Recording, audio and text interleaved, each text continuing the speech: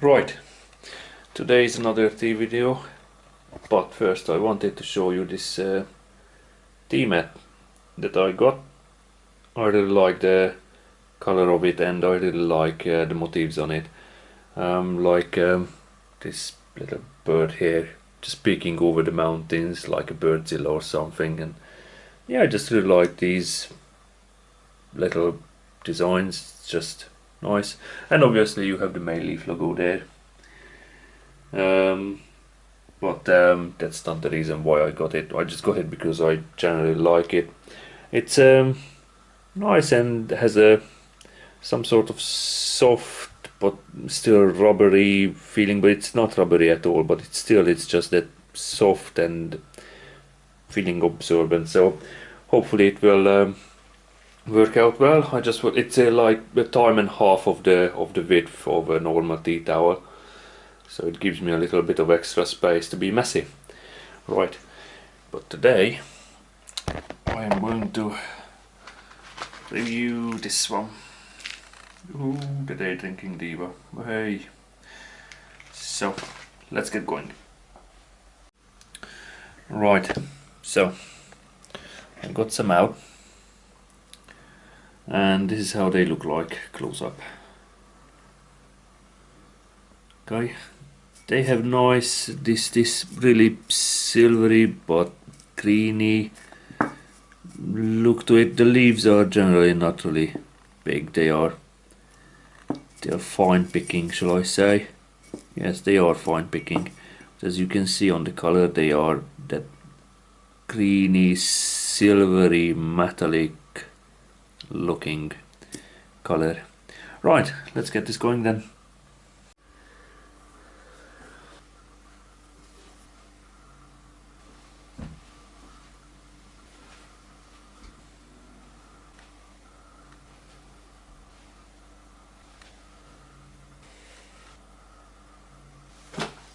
Right, I'm here. Excellent, let's examine this in the fancy pot. Right, so I have this really nice mat. As I said, gives me extra space to be messy.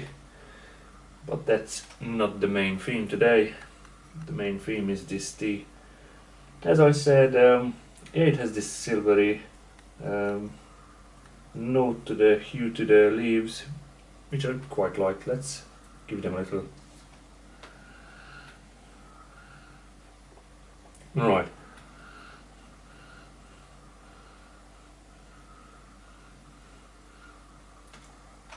So I can pick up those creamy forest notes what Don was talking about in his video. And yeah, pretty much, because when you have Rookwood, mainly the foresty notes dominate, but this time you have this creaminess cracked into it, which turns the things a little bit down so that foresty note is not in your face, but it's there with the creaminess, so it's a little bit more warming in that kind of sense, not that kind of really fresh foresty note in your face, but with that creaminess it gives you a little bit of warmth.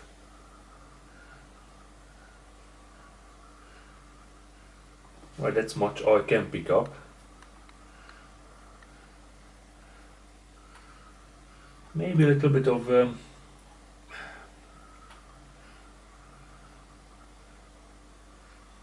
sweet, like honey, maybe a little bit of breadish notes, but yeah, like more like creamy, like custard and whatnot. But I didn't pick up any of those vanilla notes, but the creaminess I can pick up easily. Right, let's warm these things up and start rinsing, brewing, and let's get going. Right, got the kettle here. Let's warm this up.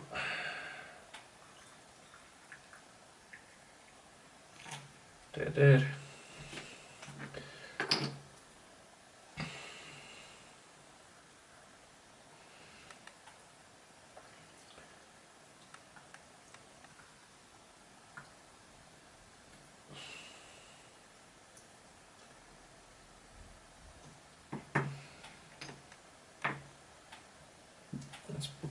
on there, just in case I will knock it over.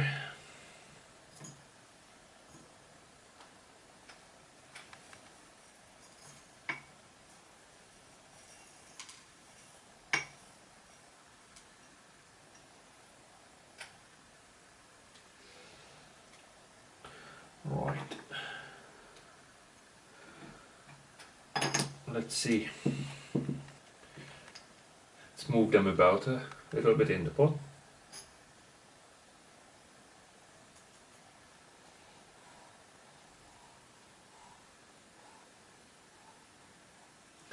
I had some sort of freshness that came through it with the very first whiff, but after a couple of seconds it's just gone. So I couldn't really grasp what it was. But I have mostly the creaminess, that dominant sweetness. More like and hotness, more like really that stony kind of hotness, you know, that just dry, but you can sense it's hot, but it's still clear. It's very strange.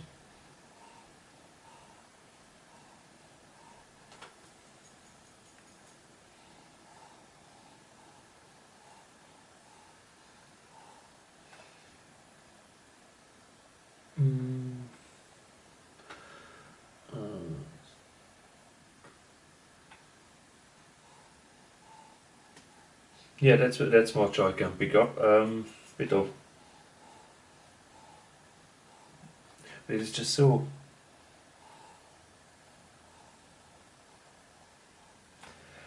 hard to grasp, because as it cools, it obviously it changes, and it is more like that goes into this dry, heaty, salty notes. Well, the dry leaves, that is, which I just put into a warm teapot. So let's see. Let's put this away somewhere, and I will rinse the tea. Right. Dip.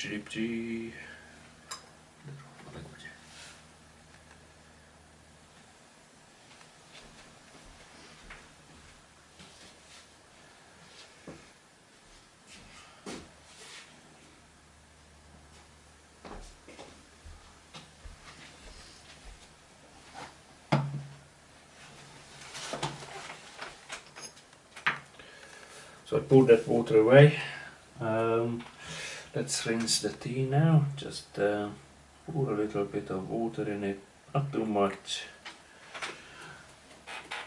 just to make the leaves wet, and a quick rinse through the filter for the broken leaves, but there is not much, and obviously the spout is not too big, so right, anyway, that's not important, this is important. Okay.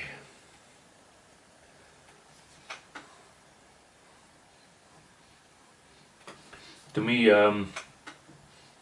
lots of banana-like notes coming through in the smell. And then you have that foresty, greeny, but more of the banana-like notes, fruitiness. But you have that kind of little bit spice, little bit not quite peppery like, but the smell of something that is a little bit of that kind of,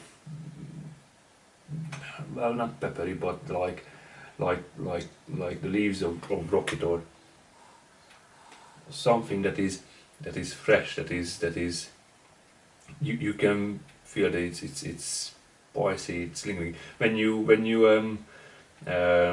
crack peppercorns, and when you smell into them, you can feel it being a little bit like zingy in your nose. It's just like, ooh. So that kind of zinginess, it just goes with the sweetness, with the what else is there? I like to shake them about, so like all the leaves, all of the leaves can just evaporate a little bit and give me some idea.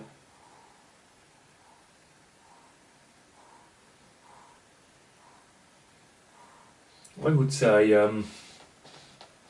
maybe some sort of, it turns into different fruity notes, more like those appley, but not fresh apple. It's more like something that is cooked well. To me, that is cooked. You have that kind of creamy texture to it when you cook the apple as well, and it just retains its sweety, creamy texture, and yeah, that kind of notes come through. It's very, very fascinating, but obviously you have to dive deep into it. What else? I made a note of it because obviously I tested this before. I had this tea before, and I made rough notes about it. Let me just have a quick look. Yeah, I touched up on that. Yes, pretty much I touched on everything that I wanted to say. And as it cools, obviously it changes. So it started with those banana, deep, warm notes, and it went into that apple, sweet, like that custardy note. It went into that, as I try to explain it, and it cooled down pretty much now. It's colder than my hand at the moment, but it's still warm.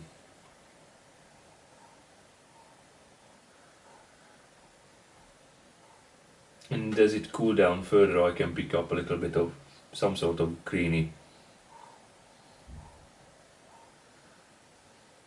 but freshly, something that makes you pop, fizzy, greeny smell to it. It is strange. Okay, it's time for brewing then. I pour this away. I will be back, do the first brew, and we shall see.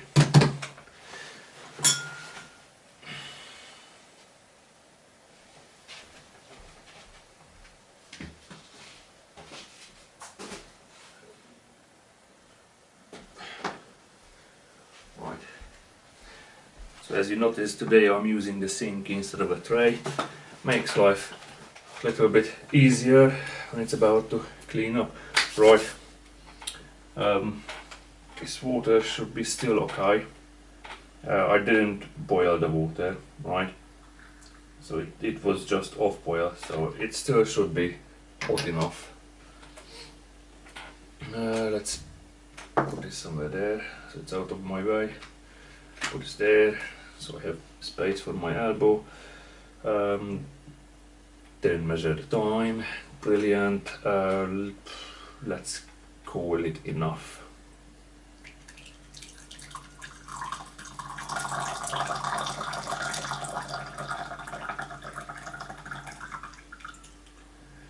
Wow, okay. But it always surprises me that this pot looks so teeny tiny and yet so much liquid comes out of it. Right.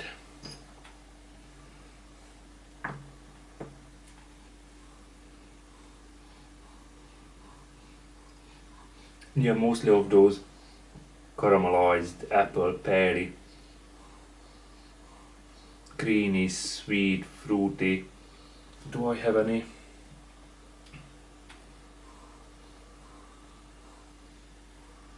Yeah, those kind of smells dominates me. I can't really pick up on anything else right now.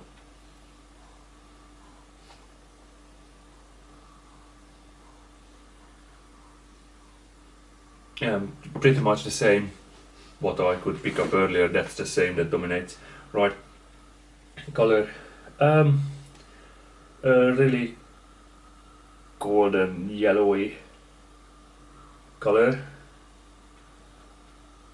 It's really bright actually, but this is the first brew anyway. And let's see how it tastes.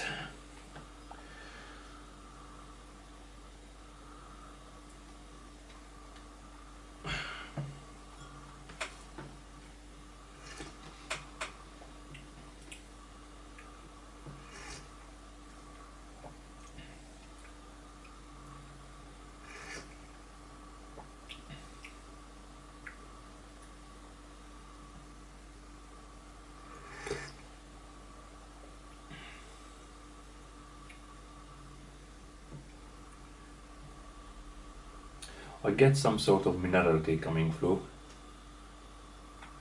Okay, let it just sink a bit. It does have some sort of pulling effect, which I can notice on my tongue. So you have to take a couple of sips and you just let it fade away, swallow it, let it fade away, and then you can feel this kind of pulling effect on your tongue, on the top of the tongue.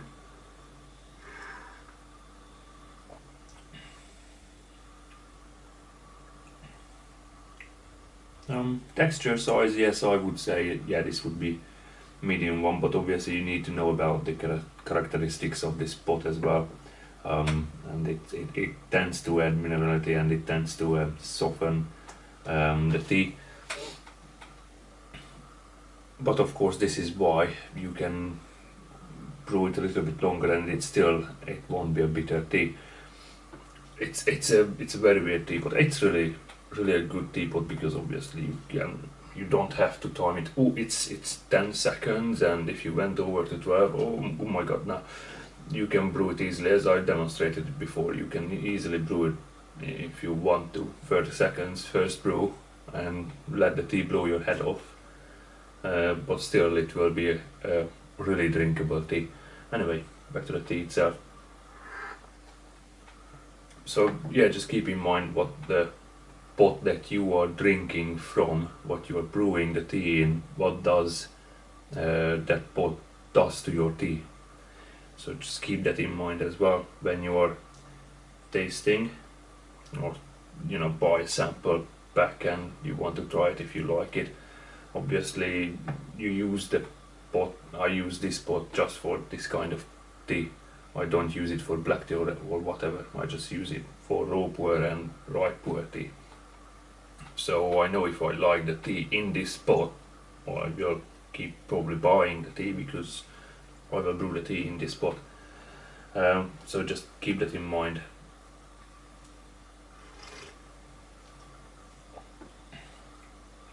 So yeah, there is a minerality, pulling effect, but also there is some sort of not sugary sweetness, definitely not sugary sweetness.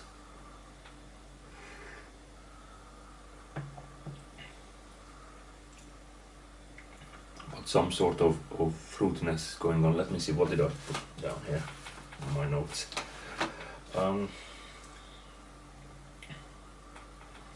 Let's see.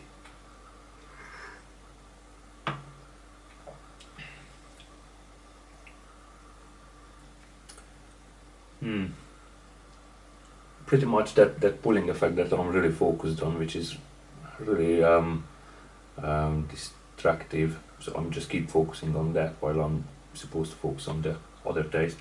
But apart from that, I can, because of this pulling effect, it just makes the taste goes a little bit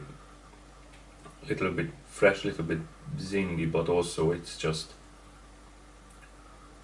some sort of, yeah, it leaves a little bit of some sort of texture in your mouth. That, so there is something going on.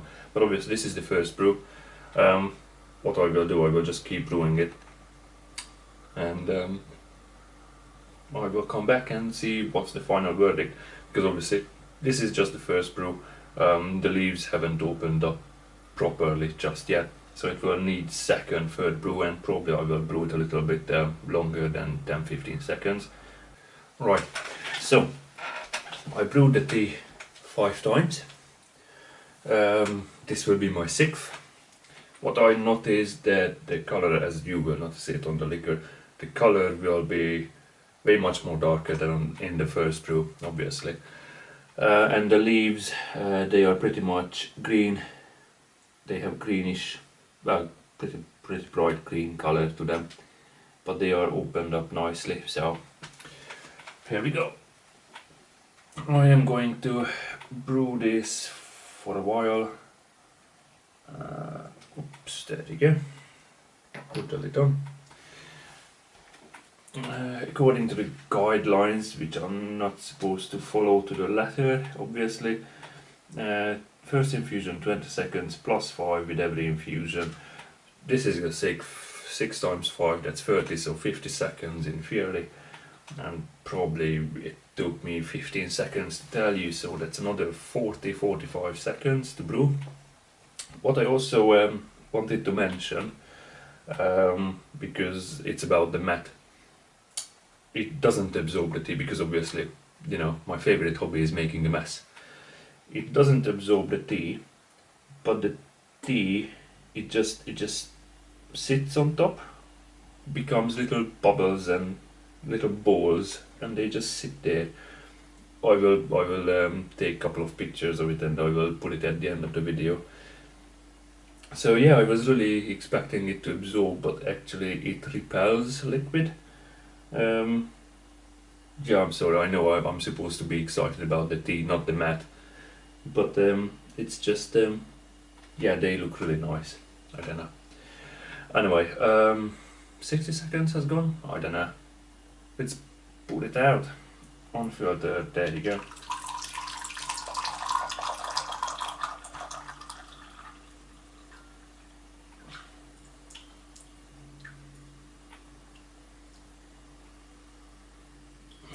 Let's get everything out of it. Leave nothing into the pot, just pour everything out into the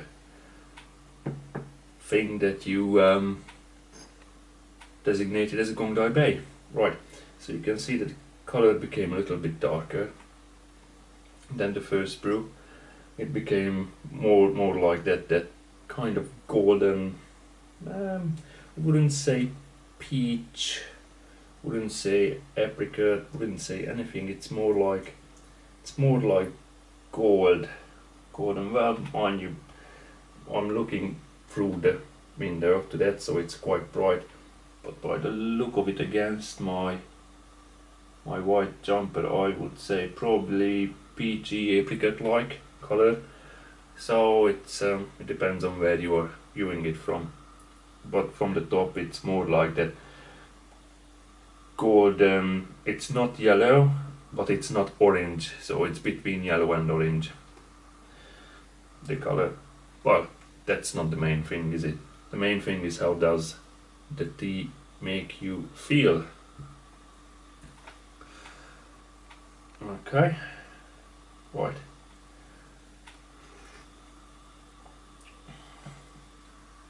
What I noticed over the brews, it really makes you, the tea really makes you awaken, fizzy, poppy. Obviously, if you keep going, smashing through, bang, bang, bang, the brews, that thing just keeps elevating and makes you feel like alert, and yeah, let's just keep going. That kind of sense.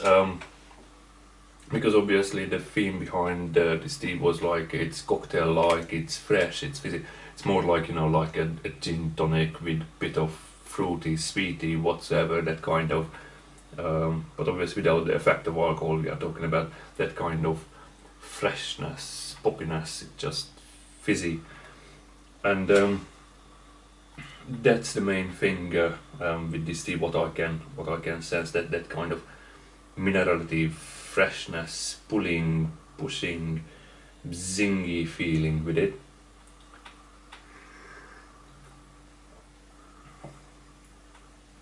And as it cools down, that zinginess and that minerality dials a little bit down, I'm guessing, because all of the all of the components within the tea, as the heat dissipates, they just move about, shake about a little bit less, and probably that's why.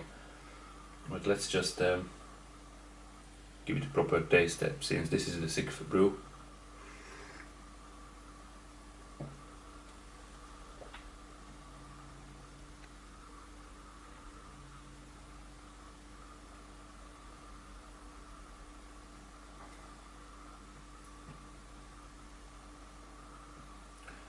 Right, I can taste a little bit of a sweetness, but not like fruity sweetness. It's just more like this honey like caramelized something sweetness. And as you imagine, like this tea scoop that I put the tea in, if you imagine that this is your tongue really, it just, you have the different sensations on the front, on the sides, on the top as well. Um, but pretty much this is what I can feel about this tea. It really makes you busy, pop, yeah, let's go out, do stuff, but not in like a coffee way when the caffeine just punches you in the head and it's just like, wow, what's going on? No, it's just it just gives you a little bit. It just starts your engines up. It just fires your engines up. It doesn't over boosts it or what. It just makes your engines fired up and just like, yep, okay, let's go and crack on with stuff.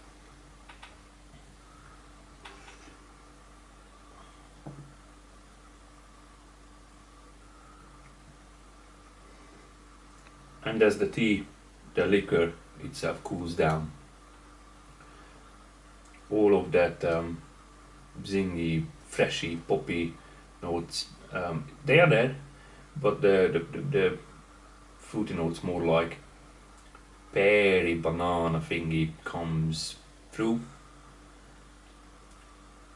which I probably taste probably on my backish side-ish of my tongue, somewhere there.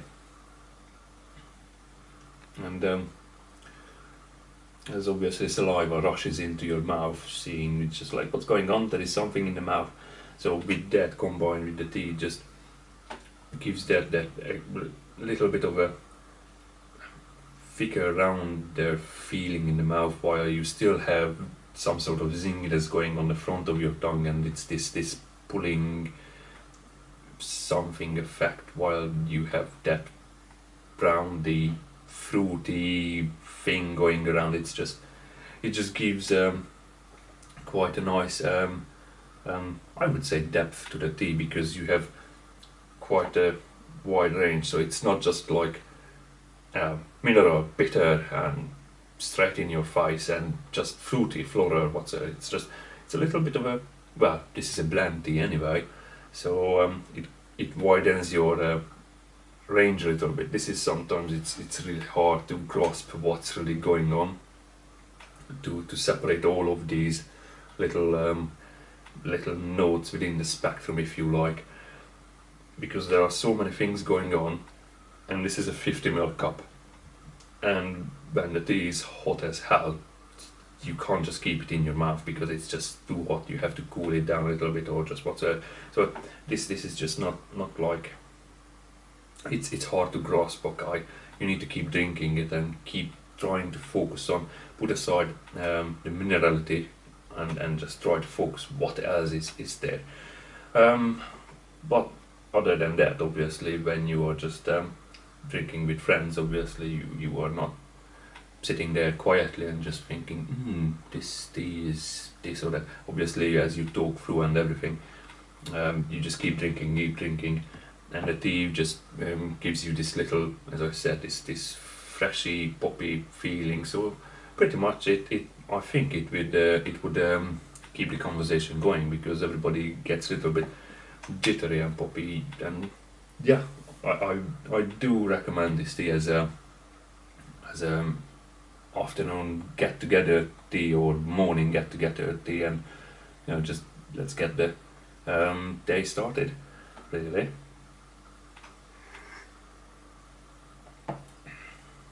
Yeah, it cooled down quite a lot now. So I mean, I can put it in my hand and pretty much it's, well, mind you, this is a double walled glass, but of course you can still feel some sort of hotness, but I don't think the tea itself is hotter than my hand. Um, and what my point was, so as it cooled down that level, more of that banana-like notes coming through, but the mineral bits stay on top of your tongue after the finish. They do stay on top of your tongue. Let's do another quick brew. The seventh, and cut this video short, relatively speaking. Probably we are already in the 30 minutes range now, again. And this water is somewhat cooled down, but I know that in the kettle it doesn't cool down as rapidly as I would just keep it in this. Right, can I smell anything? Oh, there's still a bit left. Just a tiny bit.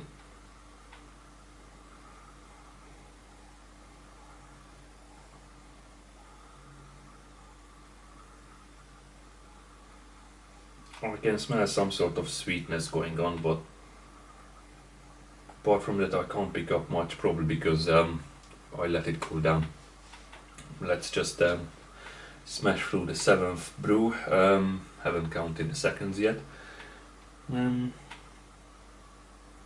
Okay, couple of the big bubbles decided to give in for gravity and actually just became flat, but the smaller ones they do stay as a ball on this mat. Yeah.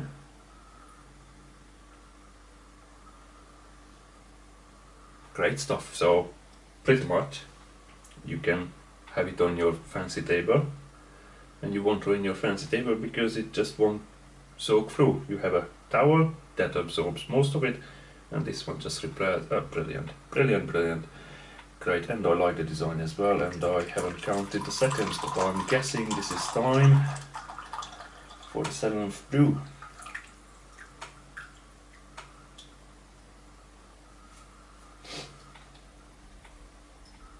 Okay. Let's see, has the smell changed?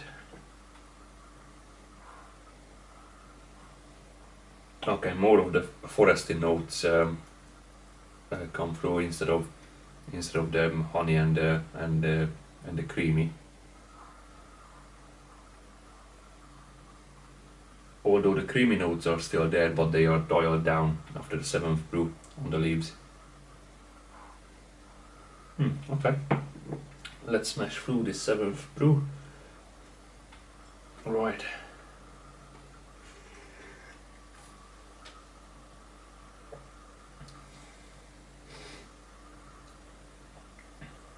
Yeah, same thing, going over and over again. Yeah, I would just say this is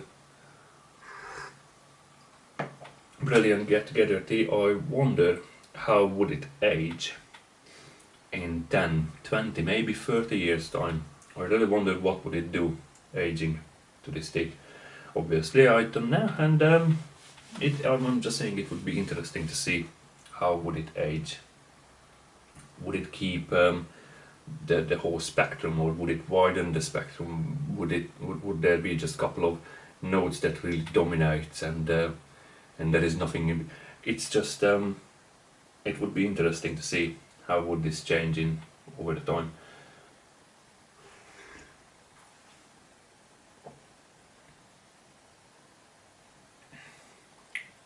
Is there anything else I can pick up?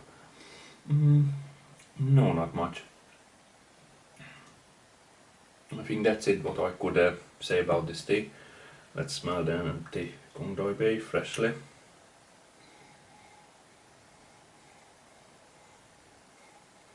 More of the sweet notes coming through.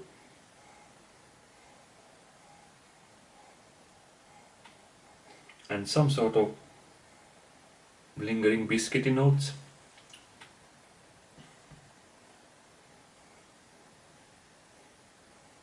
Yeah, more of that biscuity warming notes stay in the Gong Dai Bei. Well, that's what I can pick up on. Anyway, if you lasted this long and watched all the way through, well done. And thank you very much, and see you next time. Bye.